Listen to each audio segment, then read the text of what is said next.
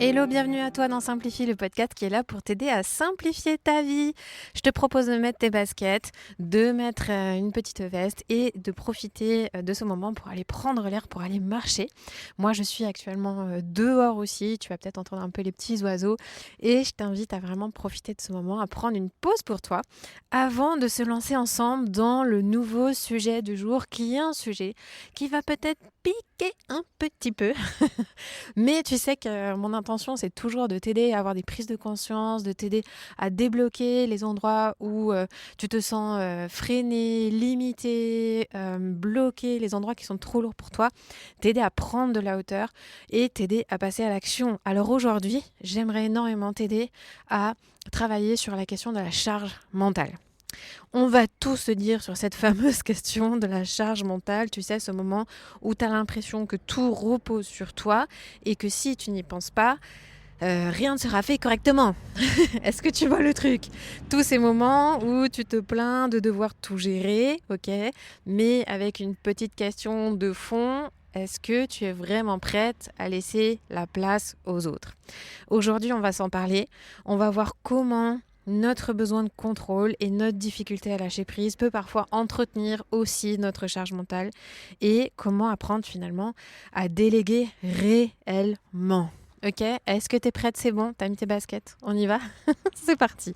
Alors en préambule de ça, je vais poser avec toi ma façon d'aborder, de concevoir la question de la charge mentale. La charge mentale indique qu'il y a une charge, ok, donc ça veut dire qu'il y a un poids, quelque chose qui pèse, voilà. Et puis cette charge mentale, en fait, pour moi, fait partie de la vie. On a toutes en fait des choses auxquelles on a besoin de penser, des choses à organiser, à prévoir, à gérer. Cette charge mentale, elle est normale. Voilà. Alors, on en fait tout un pataquès, surtout dans des mouvements extrêmement féministes, etc. Mais j'aimerais juste rappeler que, attendez, à un moment donné, la charge mentale, c'est juste normal d'avoir une charge mentale. Voilà, on se le pose là. Également, la charge mentale n'est pas l'apanage des femmes. Loin de là, loin de là. Les hommes aussi ont une charge mentale, une charge qu'ils gèrent différemment. Ok, une charge qui est parfois très différente, qui peut-être ne pèse pas aussi lourd que la charge mentale de certaines femmes. Voilà, il n'y a pas de règle par rapport à ça, mais ils ont aussi leur part de charge mentale. C'est juste que pour beaucoup aussi, ils la gèrent peut-être différemment que les femmes. Et peut-être qu'il y a aussi des choses qu'ils savent faire, qu'ils savent mettre en place, qui font que cette charge, à un moment donné, ne devient pas un fardeau sous lequel il s'écroule. Voilà. Nous, aujourd'hui, on va parler de cette charge en trop. On va parler du trop dans la charge mentale, parce que, je te le répète, la charge mentale est normale. Alors, la première chose que j'aimerais aborder avec toi en allant creuser ce sujet, c'est, ok, tu sens qu'aujourd'hui, tu portes cette charge, qu'elle est sur tes épaules, que c'est un peu toi qui portes toute la charge mentale du foyer, comme on dit, voilà. Mais est-ce que tu laisses vraiment la place aux autres ?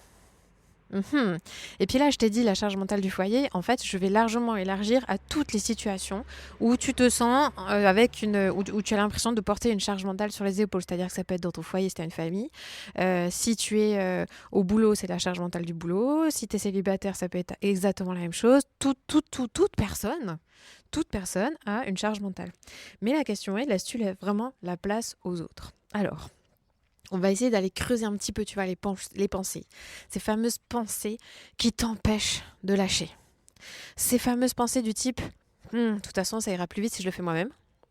Ok, voilà. Elle est brève celle-là, hein, mais alors, elle est puissante. Autre pensée, c'est il le fera pas comme moi, ça va m'agacer, donc je vais le faire. Voilà. Ou alors, si je gère pas, ça va être le bordel. En gros. Est-ce que tu te reconnais dans ce type de pensée ? Tu vois, ce type de pensée, elle t'indique que à un petit endroit, il y a un petit blocage qui t'empêche en fait de lâcher. Et du coup, de lâcher, ça veut dire quoi ? Lâcher du lest, lâcher du poids. Donc, en effet, ça c'est un petit truc à repérer chez toi. Si tu sens que tu t'es là-dedans, tu vois, pourquoi ? En fait, ça en fait un cercle vicieux au final. Pourquoi ça en fait un cercle vicieux ? Parce qu'en fait, plus tu fais, écoute bien ça, c'est hyper important. Plus tu fais, moins les autres ils vont en faire. Et en plus, le pire, c'est qu'ils vont prendre l'habitude de ça. C'est-à-dire que, en fait, mets-toi à leur place. En vrai, moi, je suis hyper honnête avec toi. Je suis hyper honnête avec toi. Si j'ai quelqu'un en face de moi qui a tendance à tout gérer, à tout savoir gérer, qui sait prendre en charge les choses, qui est habitué à ça, qui le fait très bien, et qui en plus, quand moi, peut-être à un moment donné, j'ai voulu aider ou la personne m'a demandé un truc, j'ai fait, et je me suis pris des petites réflexions du genre ah non mais c'est pas comme ça que je t'avais dit qu'il fallait faire, ah mais je t'avais dit que c'était à ce moment-là et pas à ce moment-là, ah non non non. Et bien en fait moi la première, je vais juste prendre l'habitude de ne pas intervenir et de me mettre en retrait et laisser faire. Non mais en fait si on est vraiment honnête, à un moment donné c'est logique de fonctionner comme ça. Il y a quelque chose de cohérent. Moi, je sais que j'ai un mari qui gère extrêmement bien certaines tâches dans la maison, tout ce qui va être, par exemple, pendant très longtemps, tout ce qui concernait la compta, l'administratif. Pour moi, c'est une galère, un fardeau. Lui, il fait ça tellement facile, il gère ça tellement bien qu'à un moment donné, moi, je me suis totalement reposée sur lui en mode, c'est bon, il gère. Je laisse faire. Et en fait, à un moment donné, ça a commencé à partir en cacahuète parce que pour lui, il y avait trop par rapport à ça. Il portait trop tout seul. Sauf que moi, je m'en étais pas rendu compte. Je m'en étais pas rendu compte. Et aussi parce qu'en fait, au fond, je suis hyper honnête, j'avais pas envie.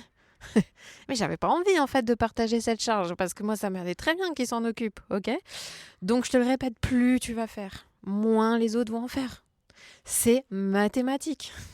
Et en plus, ils vont s'installer dans une habitude. C'est normal. Plus tu vas prendre de place, moins aussi il va en rester aux autres. Moins il va en rester aux autres pour prendre leurs responsabilités. Et oui, et c'est là que ça fait mal. Parce que quand tu comprends qu'en fait, t'es dans un cercle vicieux, le seul moyen, ça va être d'oser faire un pas de côté et d'oser accepter de moins faire, oser accepter de ne plus faire. Et on va développer d'autres moyens d'agir à la fin de cet épisode. Mais vraiment, prends le temps de réfléchir à ça. Ok ? Prends le temps de réfléchir à ça. Si, en fait, tu laissais pas le choix aux autres, comment est-ce qu'ils feraient ? Si tu laissais pas le choix, comment est-ce que les autres y feraient ? Pose-toi vraiment cette question. J'ai envie d'aller un petit peu plus loin avec toi et puis d'aller parler ensemble du besoin de contrôle. Le besoin de contrôle, c'est ces moments où tu penses que si tout est sous contrôle, tout ira bien. Tu vois, ce besoin de contrôle, en fait, qu'est-ce qu'il cache derrière ? Il cache un profond besoin de sécurité. Derrière le contrôle, il y a de l'insécurité. Tu es dans une situation où tu te trouves en insécurité et du coup, tu as ce besoin de venir contrôler. Tu penses que si tout est sous contrôle, tout ira bien. Tu as peur que le chaos s'installe si tu lâches. Tu ressens de la valeur personnelle dans le fait de tout gérer. Ça aussi, c'est une clé. Pourquoi est-ce que tu veux maîtriser ? Parce que très souvent, tu ressens de la valeur personnelle dans le fait de tout gérer. Ça te donne une place. Ça te donne un sentiment d'utilité. Et si dans d'autres domaines de ta vie, le boulot, la vie de famille, les relations, enfin peu importe. Si en fait de manière générale dans ta vie, tu ressens un vide, tu ressens un manque de sens, tu ressens une inutilité, tu ressens du manque de reconnaissance, mais du coup, qu'est-ce qui se passe ? Tu vas venir compenser. Tu vas venir compenser de manière complètement inconsciente en allant en fait rechercher ta valeur personnelle dans tout ce que tu fais. Et après, venir tiquer sur personne me dit merci, personne me dit ci, personne me dit ça. Et pourtant, tu vas continuer à faire. C'est quoi les blocages qui se cachent derrière ça ? C'est souvent la peur que les choses ne soient pas bien faites. C'est aussi la culpabilité. Tu vois, mais je devrais être capable de tout gérer. Et c'est ça qui t'empêche aussi de lâcher cette croyance que tu devrais être capable de tout gérer. Et tu vois bien qu'en plus, tu n'as pas envie de tout gérer et que tu ne peux pas tout gérer. Mais pourtant, cette croyance, elle tient bon. Et du coup, ça entraîne de la culpabilité. Et une autre partie aussi, un autre blocage, ça peut être finalement aussi le manque d'habitude à partager la charge. Soit t'as pas appris, soit t'as pas eu ce modèle-là. Tu vois, au niveau, par exemple, de tes parents, une mère qui gérait tout. Combien de femmes on a comme ça dans nos familles qui gèrent tout et sans se plaindre, et sans râler, en serrant les dents, qui ont mis la barre très haute, qui fait qu'aujourd'hui on se sent On se sent un petit peu merdique à côté pour utiliser des mots directs, ok. Ces femmes qui en fait sont sur tous les fronts. Et toi tu te dis mais comment elle fait? Moi j'y arrive pas. Ok. Et peut-être qu'en fait tu goûtes, t'as grandi aussi avec ce modèle-là de femmes qui ne partageaient pas la charge. Et donc t'as pas appris à faire. Et aussi t'as peut-être pas appris l'habitude. Parce qu'en fait, en vrai, c'est une vraie compétence, c'est un vrai apprentissage d'apprendre à partager la charge. Et moi, je l'expérimente au plus près, alors bien sûr dans ma vie de famille, mais aussi dans ma vie professionnelle. Apprendre à partager la charge. Aujourd'hui, petit à petit, on est en train de créer une équipe chez les Paulettes, une équipe de coachs et de personnes qui travaillent avec moi sur une partie pour accompagner notre cliente, chez une assistante. Voilà, petit à petit, on développe et j'apprends à partager. Et je réalise que vu que c'est tout nouveau pour moi, il y a plein d'endroits encore où je continue à porter les trucs alors qu'en fait, je pourrais déléguer, mais je ne sais pas comment déléguer, je ne sais pas comment impliquer les gens, etc., etc. Et en fait, c'est pareil dans tous les domaines de nos vies. Il y a une habitude à prendre. Je voudrais juste que tu mesures l'impact en fait de cette difficulté, tu vois, à lâcher, de ce besoin de contrôler. L'impact, c'est finalement le coût de tout ça, c'est finalement un épuisement constant. C'est-à-dire qu'en fait, ta charge mentale, elle s'arrête jamais. Vraiment, prends-le s'il te plaît, réalise ça. Ta charge mentale ne va jamais s'arrêter. Et c'est normal, parce qu'encore une fois, la charge mentale est normale, parce qu'il y a toujours des trucs à faire, tous les jours, toute l'année, tous les mois, toutes les semaines, voilà. Ta charge mentale ne va jamais s'arrêter. Et donc, si tu n'apprends pas à partager, mais du coup, tu es sûr que tu vas être dans l'épuisement constant. Tu vas aussi être dans une espèce de frustration, de ressentiment envers les autres, qui font pas leur part, il prend pas sa place, il m'aide pas. Oui, mais avant de regarder à lui, avant de regarder aux autres, regarde à toi. Regarde à toi. Sur quoi est-ce que tu n'arrives pas à lâcher? Sur quoi est-ce que tu as besoin encore de garder le contrôle? Où est-ce que tu empêches les autres de prendre leur place? Et puis un autre prix là-dedans, c'est la perte de plaisir en fait. La perte de plaisir dans ton quotidien parce que tu es toujours dans l'anticipation, tu es toujours dans le stress. Et ça, c'est lourd. C'est hyper lourd. Ça te coûte énormément. Toute cette énergie que tu mets à anticiper, à porter, à penser, à être dans le stress, c'est l'énergie que tu mets pas ailleurs. C'est l'énergie que tu mets pas ailleurs. Et donc, où est-ce que tu aimerais mettre ton énergie aujourd'hui? Tu vois? Un autre point que je voudrais aborder avec toi, c'est vraiment le fait que déléguer, lâcher, apprendre à lâcher prise, à vraiment déléguer, c'est pas juste demander de l'aide. Ça, je l'entends beaucoup dans la bouche de mes clientes. Pardon, excuse-moi. J'entends beaucoup dans la bouche de mes clientes. Ils ne m'aident pas. Les enfants ne m'aident pas. Mon mari ne m'aide pas. Mon équipe ne m'aide pas. Voilà. Alors, déléguer, c'est pas juste demander de l'aide. Non. C'est laisser l'autre gérer sans repasser derrière. S'il te plaît, retiens-le. C'est laisser l'autre gérer sans repasser derrière. C'est aussi accepter que ce soit fait différemment et pas forcément moins bien. Ça, c'est extrêmement important. Et surtout, c'est faire confiance et accepter que ce soit imparfait. Et là, je sais que pour certaines, c'est compliqué. S'il te plaît, tu es totalement imparfaite. Il y a des tas d'endroits où tu es limitée, tu as des faiblesses, tu as des endroits où tu ne peux pas, où tu ne sais pas, où tu ne... Voilà, tu as tes propres imperfections. Je veux juste t'encourager à... Plus tu vas accepter ces imperfections dans ta vie, plus tu seras capable d'accepter les imperfections des autres. Plus tu seras capable d'accepter leurs maladresses. Plus tu seras capable d'accepter leurs failles et leurs faiblesses. Et si les imperfections des autres t'insupportent, la première chose à faire, c'est surtout pas d'aller venir appuyer sur ces imperfections, mais c'est d'aller regarder aux tiennes en fait.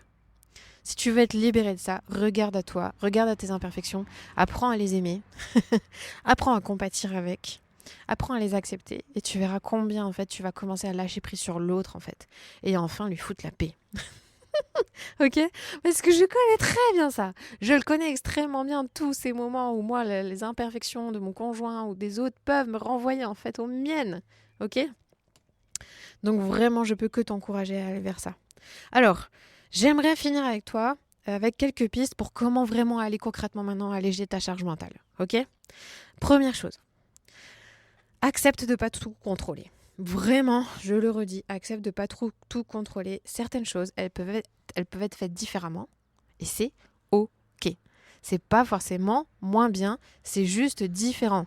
Tant que le résultat, on est bon, tant que ce qui avait besoin d'être fait a été fait, c'est OK. C'est OK.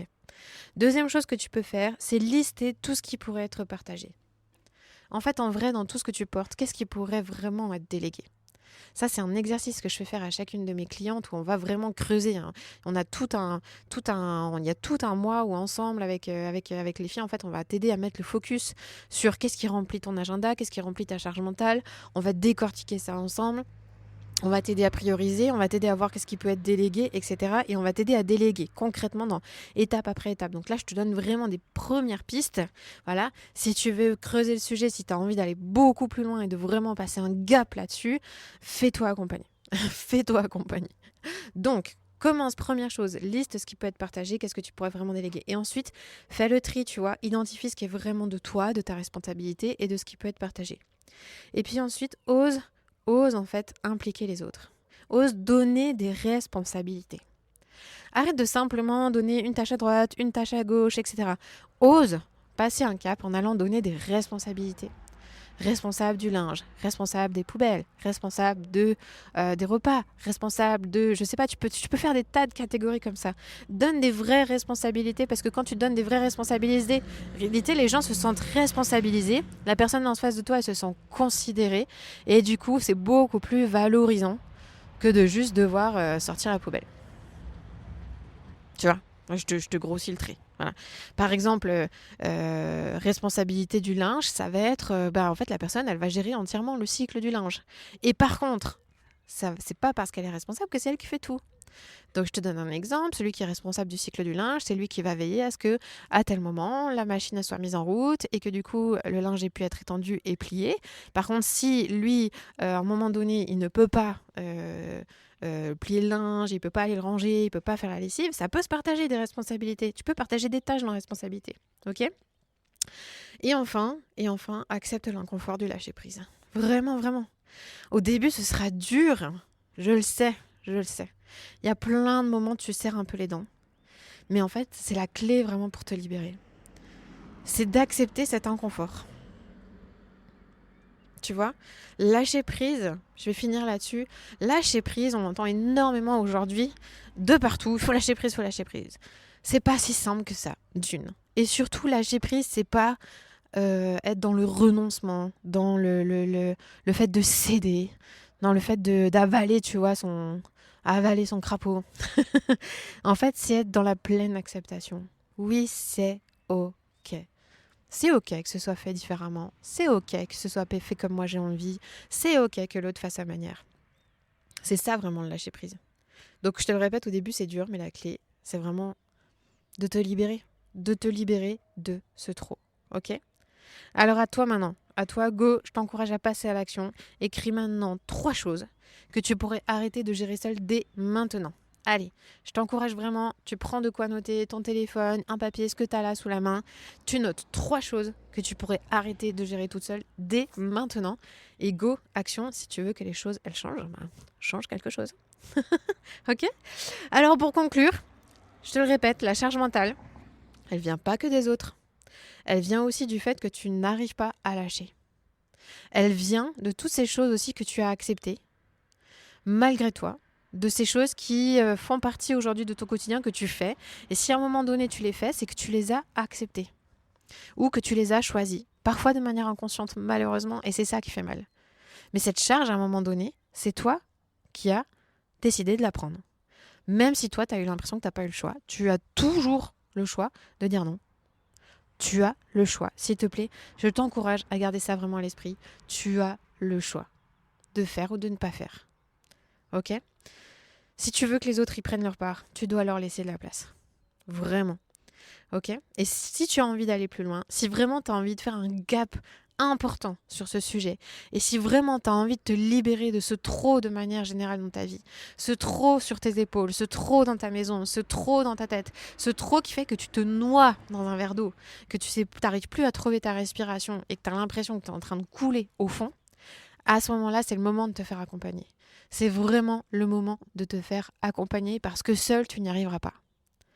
Crois-moi, je suis passée par là. J'accompagne des dizaines et des dizaines de femmes régulièrement sur ce sujet. Crois-moi, c'est très peu probable que tu y arrives seul. Ou en tout cas, si tu y arrives seul, ça va mettre des années à te sortir de là, alors qu'avec un accompagnement de qualité, avec un coaching puissant, des prises de conscience impactantes et des déclics importants et un passage à l'action significatif pour changer les choses dans ta vie, en 6 mois, ta vie, elle peut se transformer. En 6 mois, ta vie, elle peut changer. Ok ? Donc si ça t'intéresse, ce que tu peux faire, c'est cliquer sur le lien qui est dans la description et tu peux t'inscrire sur la liste d'attente de notre parcours de coaching Simplifie, dans lequel on va t'accompagner à franchir tous ces caps-là. Et puis on ouvre les portes dans quelques semaines et en t'inscrivant sur la liste d'attente, ça te permettra d'être parmi les premières au courant de l'ouverture des portes et de pouvoir réserver ou plutôt ta place. Voilà. Profites-en, inscris-toi et puis moi je te dis à très très bientôt. Prends bien soin de toi. Ciao ciao.